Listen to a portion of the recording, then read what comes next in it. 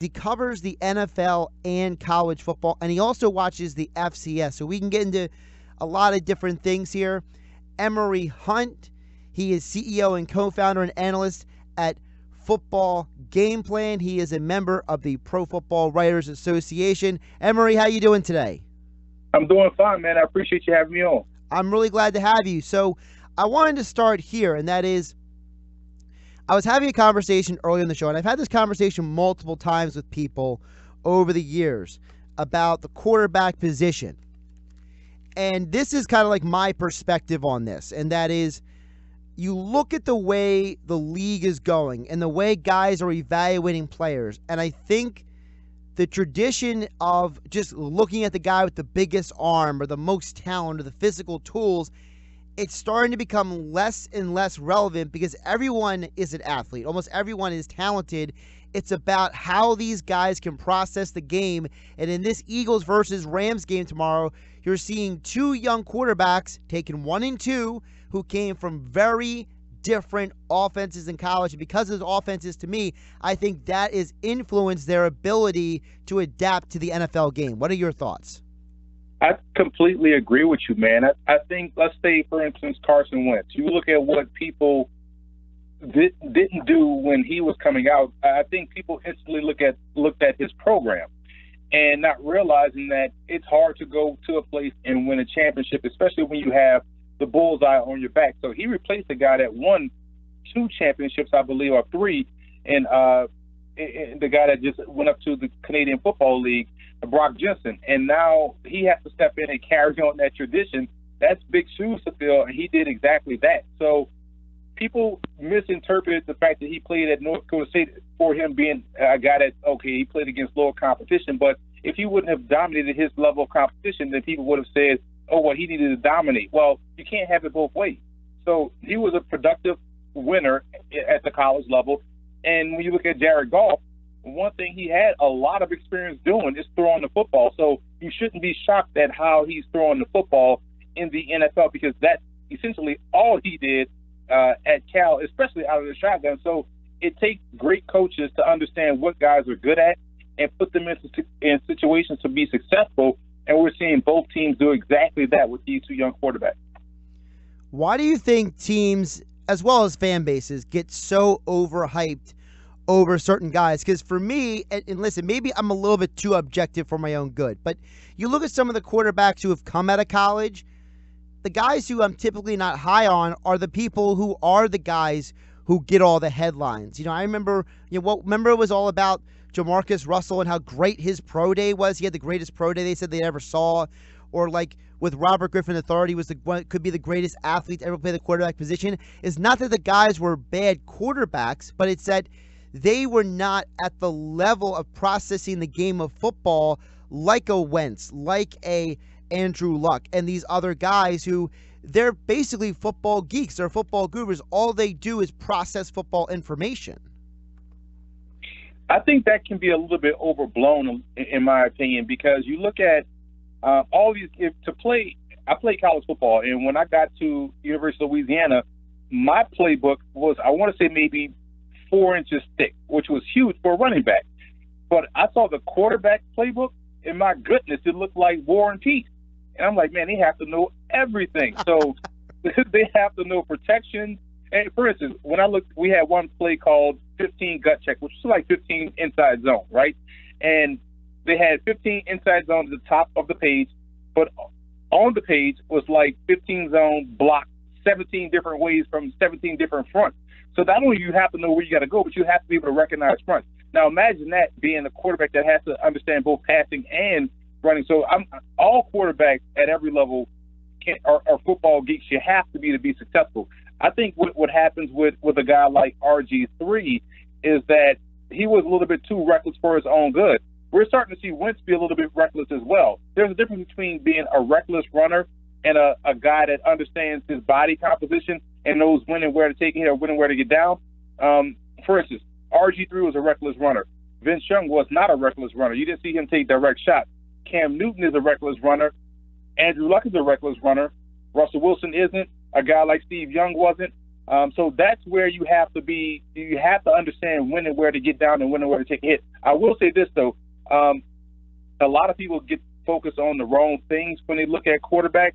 You just got to understand how guys function in the situation when the pressure is on, when the blitz is coming, when you have to get a touchdown when you're down by 4 and you're backed up on your own end. That's when you really decide who can play the position and who can't. Because it has, to me, in my opinion, it has nothing to do with physical skills, but how you manage those pressure situations. To use a basketball reference, can you hit your free throws when you're with the game on the line and you're playing a Rockets and you're on the Orlando Magic? If you can read if you read between lines there. We're talking with Emory Hunt. You can follow him on Twitter at Football Gameplan. That's Football Gameplan. Emery, I'm going to throw at you, because I mentioned at the beginning of the show, the big 6 names of the young quarterbacks right now in the NFL, and I want you to kind of just give everybody out there a quick hit thought on each one. You ready? Yep. Jameis Winston. Love the fact that he has that it factor. He wants to be great, and that's what you need. I think he's going to be fine. Marcus Mariota. I like to see him be a little bit more aggressive. He's a good player, but I don't see that killer instinct that you really need to be a difference maker. He can be a good player, but I don't think he can be a great player. Dak Prescott. I like how he has progressed in his time in the NFL. I think he's on the cusp of crossing or passing a guy like Marcus Mariota. Derek Carr. I need to see him calm down a little bit. You know how you get when you have a lot of coffee or something like that. You tend to be a little hyper. He's a bit too hyper for his own good. When he's calm, he's able to be accurate at all levels of the field. What is Jared Goff's potential? I think Jared Goff's potential is a high-end version of Sam Bradford. I like that comparison. It's not a knock. I think Sam Bradford, when he was healthy, was a very good passer. It's just that he couldn't stay healthy for the St. Louis Rams.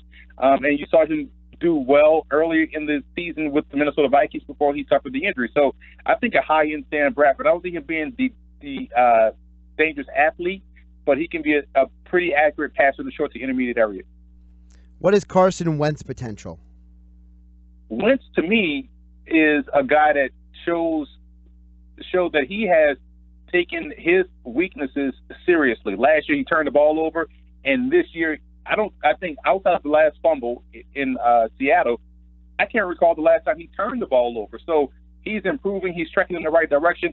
I think he's a dangerous guy. I think he has that, let's say a Ben Roethlisberger-esque type game. I think he's in the second year of that process. So I can see him being consistent and gaining traction in the right direction as he moves forward. Speaking of FCS quarterbacks, we know Wentz went to North Dakota State. One guy who gets talked about a lot at the FCS level is Josh Allen.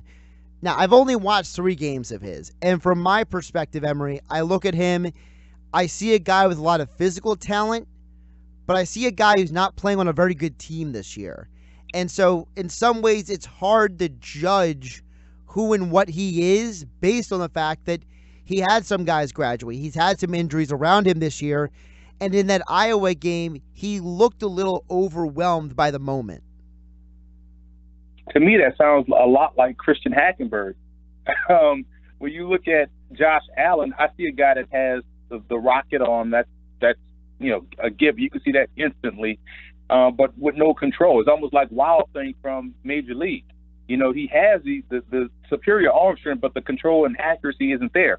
And when you look at the players around him, keep in mind, this is an offense that loves to spread the wealth and get a lot of people involved. But if you can't control accuracy, it's going to be tough for those guys to get involved. And so I think that's what you're seeing, because when he got injured, the backup came in, and they had their most productive day throwing the football with the backup. So I can see why people would like Allen. They like the athleticism. They like the strong arm. But I can also see what will keep him from, in my opinion, going in the first round, because of the inconsistent accuracy, the inconsistent placement. You don't see games like you saw him against BYU. You don't see that on a consistent basis. And it's unfortunate because, again, when a guy has those physical tools, like the Carson Wentz excuse, you want to see him dominate at that level, and that's what he hasn't done during his time at Wyoming. 2 other quarterbacks he talked about a lot are Baker Mayfield and Josh Rosen. And I feel like people are being a little nitpicky because there's all these questions about maturity and about, whether their heads are in the game and stuff like that. And it reminds me of, when Phillip Rivers was in college, it was, he's too competitive. He's too fiery. His teammates are going to get mad at him. And, with Jameis Winston, it was the questions of maturity and the off the field stuff. And with Roethlisberger, there were issues of maturity.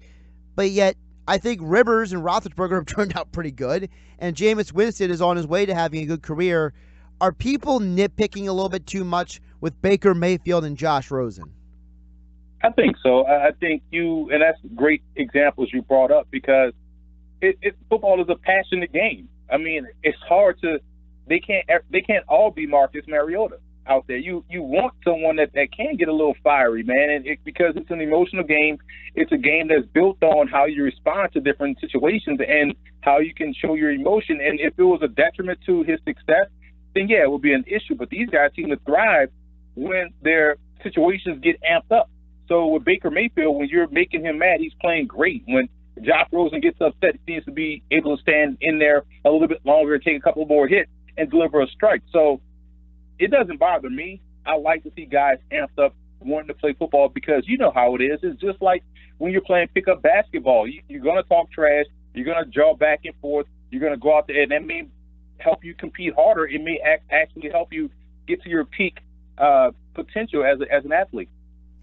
Listen to Sports Bash Saturday here on 97.3 ESPN. Josh Hennig hanging out with you 15 minutes past the 1 o'clock hour, being joined by Emory Hunt. You can follow him on Twitter at Football Gameplan. That's Football Gameplan. Emery, you mentioned your history with playing running back position. I want to talk about two of the top running backs this year in college football, Saquon Barkley and Bryce Love. Obviously, Love got the choice to go to the Heisman finalist instead of Barkley.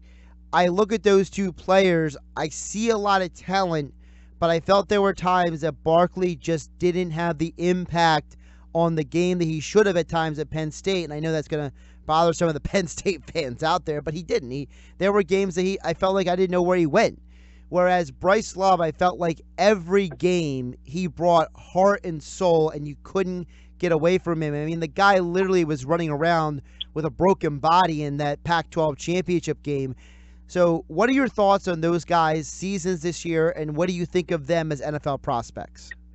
I love that both guys are tremendous running backs, and that's probably one position that I focus on first before I do everything else. Obviously, the bias is there, but with Bryce Love, he's so productive and so quick and fast. He reminds me a lot of a guy that plays currently for the Philadelphia Eagles in Donnell Pumphrey. You know, a guy that has that shiftiness and that explosiveness, but they tend to go down a little bit quickly. They're not the strongest guys in the lower body, which will probably limit their effectiveness to be a full-fledged starter at the next level. They're probably more suited to be spot guys, which is fine. They can carve out a nice career. Giovanni Bernard has carved out a nice career with the Bengals, and I think that's along the lines where you see Love. You can't ignore his speed and explosiveness, so there's definitely a place for that. For Saquon Barkley, to me, he reminds me a lot of Garrison Hurst. That level of explosiveness, someone is that powerful and that explosive with his first step. That's a dangerous tailback that you want carrying the football. And I was at the Penn State-Maryland game, and what stood out to me was that Penn State's play calling sort of got away from giving him the ball. He really went a quarter, I believe, without touching the football until they got inside the red zone. They fed him the football maybe 4 or 5 times. He got into the end zone. But that's probably why when you watch a Penn State game, or if you just take a look at the box score, you'll see his yards per carry or the outcome not be as great. And you wonder why they're not giving this guy the football with all that talent. So I think he's going to probably end up being a much better pro because they're going to give him the football more so and allow him to get into that rhythm that a running back needs to get to be dynamic. Your first 5 carries may not be what everybody wants to see, but it's going to be that 6th carry or that 10th carry where you figure out the defense and you're going to be able to catch them slipping and break off a long run. I think that's the type of guy Barkley is. And right now at Penn State, they were relying mostly with Trace McSorley running the football and a lot of gadget-type things going east and west. But I think with a guy with that explosiveness, you get him going downhill, and he could break it anytime he wants to. So that's why I think he reminds me a lot of Garrison Hurst. I just want to see him get the football more on a consistent basis. It's funny you say that because when I've looked at Barkley, and obviously I didn't play running back, just full disclosure, I was a safety. So, yeah, I'm coming from a totally different perspective of looking at guys. For me, when I look at Barkley, I actually see some LaShawn McCoy, that ability to explode off of that one ankle, and it's like 1 minute he's there, the next minute he's somewhere else. Yeah, and it's crazy because you see LaShawn McCoy do that at 205, 209, something like that. This dude is 235. That doesn't even make sense, and it's amazing that for someone that big to be that explosive and that shifty. So I will be interested to see what his agility scores are once he goes through the whole combine process, because I'm pretty sure it's probably off the charts. Let's flip it over to the NFL as a whole right now, Emery. Looking at the NFC, the best teams, I believe most people agree right now, are the Eagles, the Rams, the Vikings, and the Saints. How do you rank those four teams right now heading down the stretch of the season? I think you kind of have to rank them how you mentioned the Eagles, Rams, Vikings, Saints. The Saints you can make a case for, but they've lost to both the Vikings and the Rams. Now, the Rams have a huge game this week against Philadelphia. I still believe the Rams, as good as they are, they're probably a year away. So in Minnesota, you're still waiting for the shoe to drop on Case Keenum, but it's never dropping. So you have to start to take them seriously. I think the Eagles and Vikings are the two best teams in the NFC, and they're playing the best ball, the most complete ball. If New Orleans can not get into their own way, like we saw Thursday night against Atlanta, then they can easily jump back into that conversation, because if you look at the game they played against Los Angeles, they got away from the running game after it was working for them, and we saw that happen against Atlanta. They got away from it inside the red zone in that situation, and they ended up losing the game. So I think New Orleans would be that fly in the ointment team that you would have to worry about. But right now, I would say Minnesota and Philadelphia are the top two.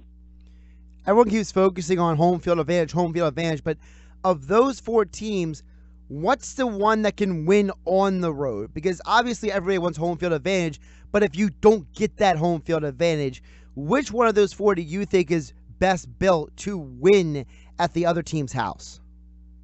I would say New Orleans.